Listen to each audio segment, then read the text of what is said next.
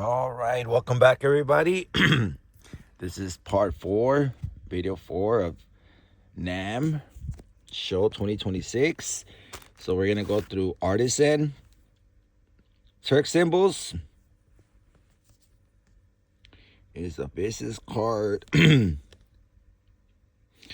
yet again, I don't know like the website, I don't know the prices, but I asked, and he said was like he had like this list, like a paper, and they have the symbols, and they had to look at it, and then he pointed at it. He was like, it was like 144. I'm like, and then so like, what is how much? And then he was like, oh, $80, and I was like, all right. And I went through a couple of them, and honestly, the one that I really, really, really wanted wasn't also one, but they wanted 120 for it, and I was like, ugh.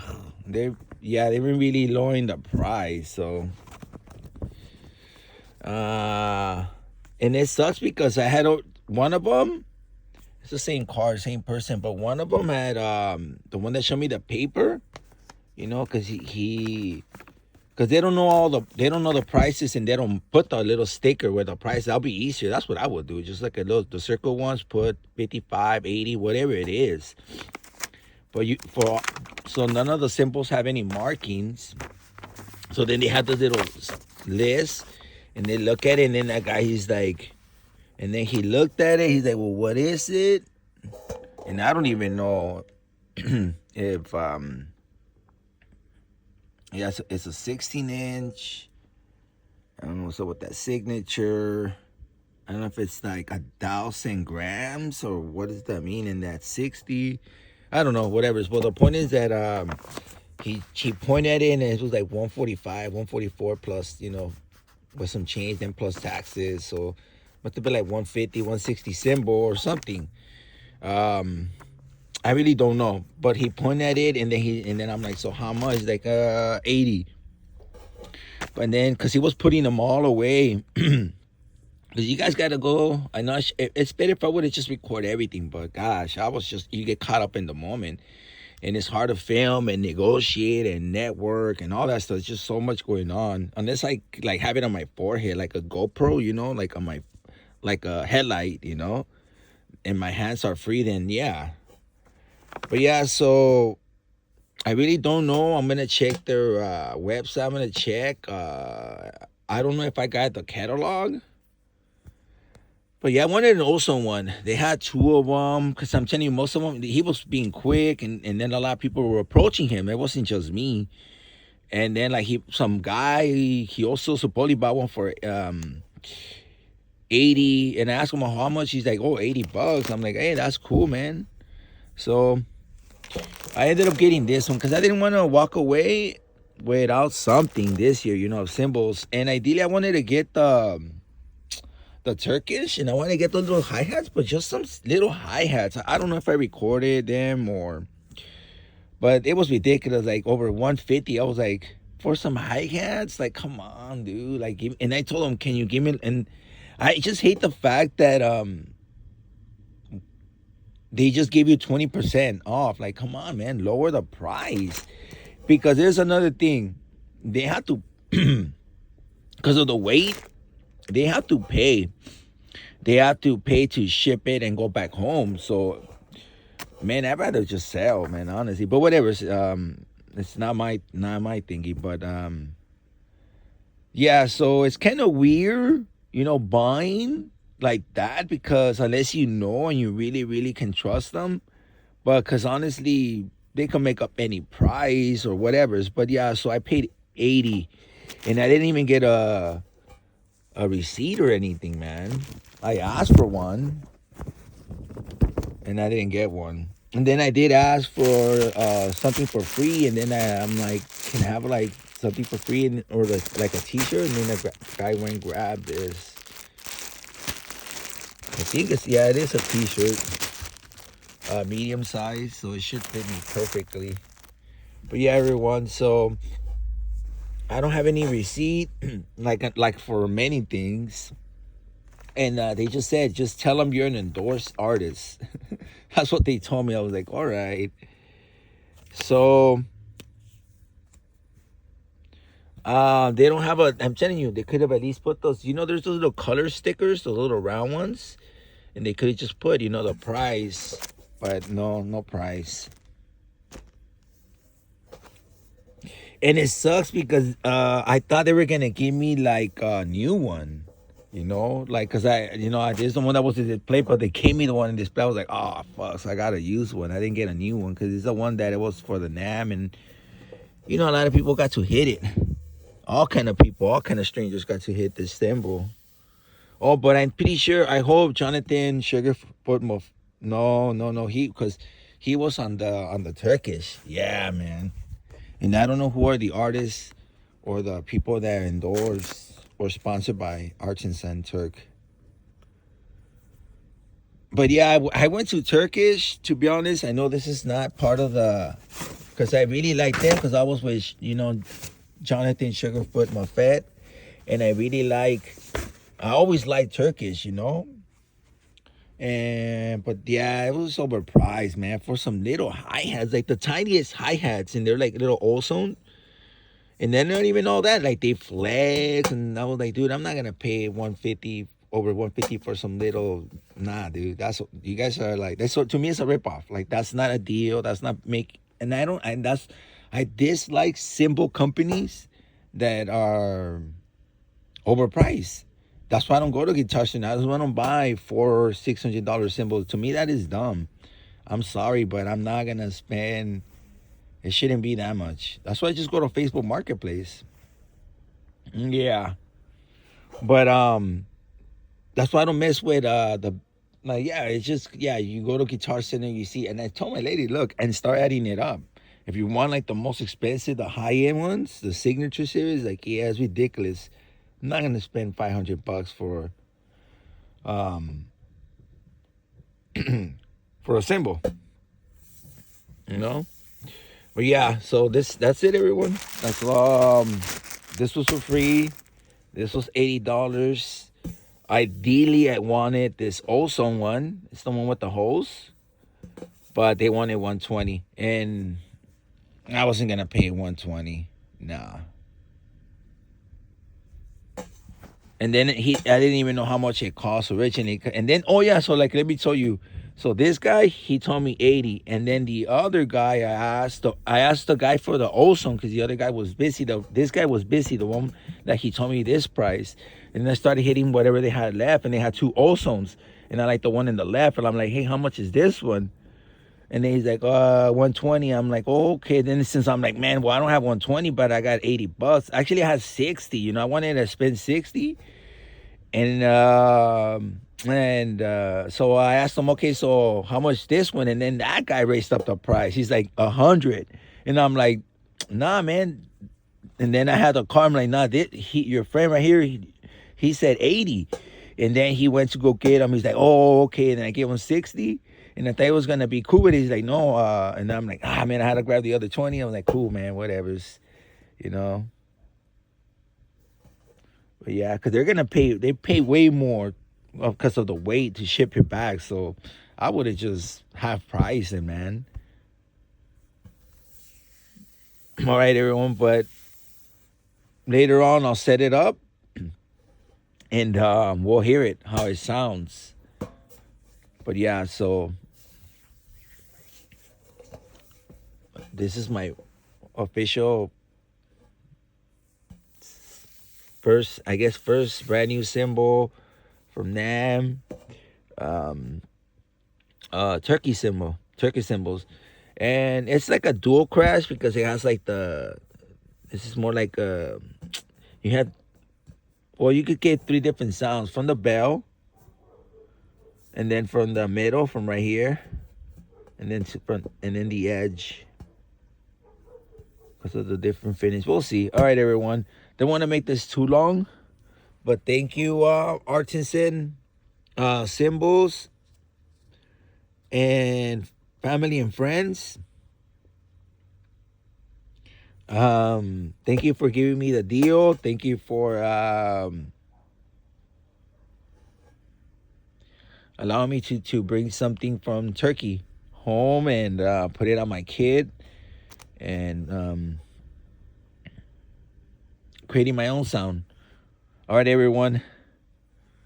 Like, comment, share, subscribe, hit the notification bell. Stay tuned for future videos because I am gonna set this up on my drums, and it's gonna be part of my kit. And it feels good. It's a pretty symbol though. It is beautiful. I'll give you guys a little. I can't give you guys a sneak peek. There's no way to hold it and hit it. But yeah, and it's pretty heavy. It's pretty thick. It's not too thin. It's not too pliable. It has some weight into it. All right, hold on. Maybe, hold on. Hold on. Maybe I could give us a little hint. Hold on. Nope.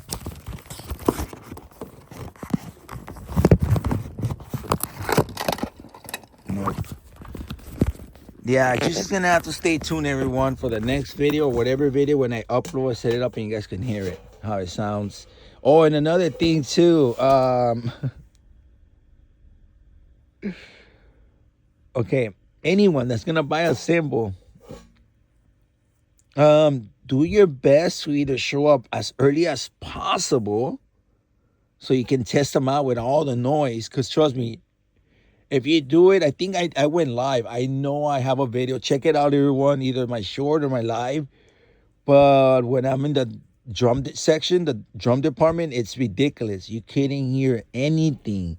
It was just like, I know I did. I recorded, and it was like 50, 100 drummers playing at the same time, and everyone's playing all their own shit. So it's that you're trying to hear things, you're trying to hear anything. It's the worst time. It is. No, it's just. So what I will recommend, everyone, if you want to truly just hear the sound or whatever you're hitting without any other sounds around, either you do it the 2 days before when they're setting up, or, okay, so I will either do this. The best 2 times that I know for sure will be on the second day in the afternoon before they tell people to leave. So let's just say they tell people to leave at 6 or 5, well, then be there at 3 or 4. So you have at least 1 hour to set up the cymbals, because the boots for the cymbals, it doesn't take them a lot to set up, because it's just boom stands, a bunch of stands, and that's on day 1. You know, they set up their booth, their tables, their cloths, whatever, the carpet, and then they set up their stands, and that's day 1. And then on days 2, they just put the cymbals. So you can go on the afternoon, not in the morning, not at noontime, but like after 2, 3, you know, go and start hitting all the cymbals. All the cymbals are going to be set up. And then the attendees are not there because they're still prepping. They're still setting up. So that's when you go. It's nice and quiet, and you hit it, and you go through all of them. Or you show up the next day, which is day 3, super early, as early as possible. Be one of the first ones, and then just start hitting everything before more people start showing up, and then everybody starts playing. So then you got 20, 30, 40, 50, 60, 100, 200, 300 people playing on top of each other, because there's booths next to each other and across and behind. So you got aisles of booths. So you got drums here, cymbals, drums, and then you got like 20 people in one booth, 30 people in booth, and a bunch of people are playing. All these people are playing at the same time. So you're hitting, you're testing, and you hear everything from everyone else, and all the other cymbals from all the other brands, all the other drums from all the other brands. It's just, you're not gonna. And I was trying to do that, and yeah, so it was hard, and that's why. But I just said, man, I need to grab something. So I learned from my mistakes. I'm just sharing this. So if you guys want to go and you guys want to buy any instrument and you guys want to know how it sounds, or another idea, they have the whisper room booths. You got to look for them. Okay, there's the whisper rooms some little booths, and you could go in there and just test things out. These noise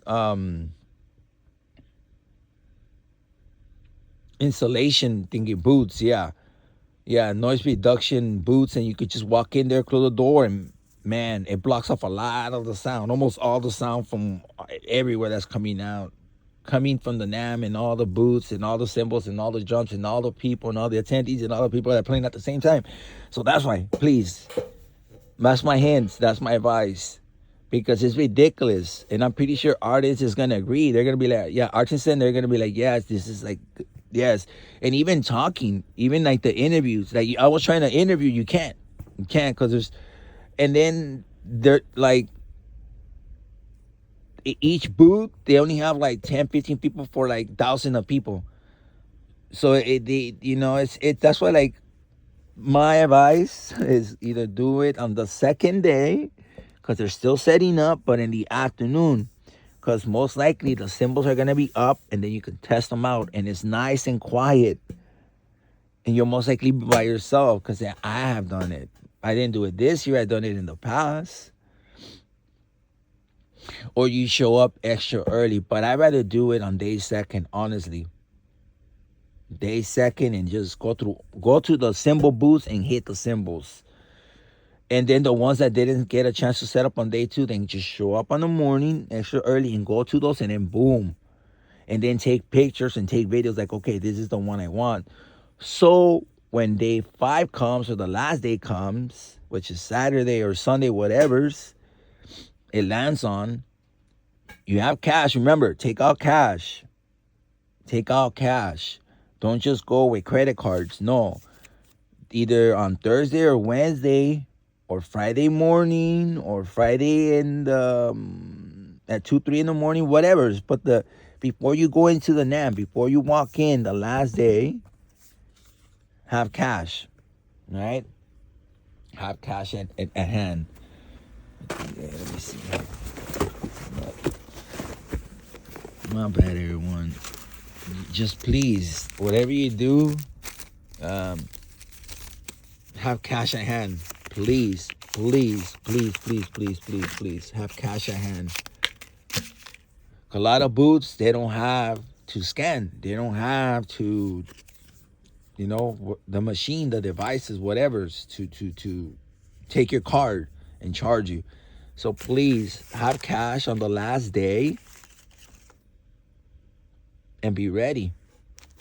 And then you already have, test them out by yourself quietly. You know exactly how they sound, with no interruption, with no overlaps, with no other noise coming and interrupting and intercepting the sound that the cymbal is projecting, or the skin, or whatever you're hitting.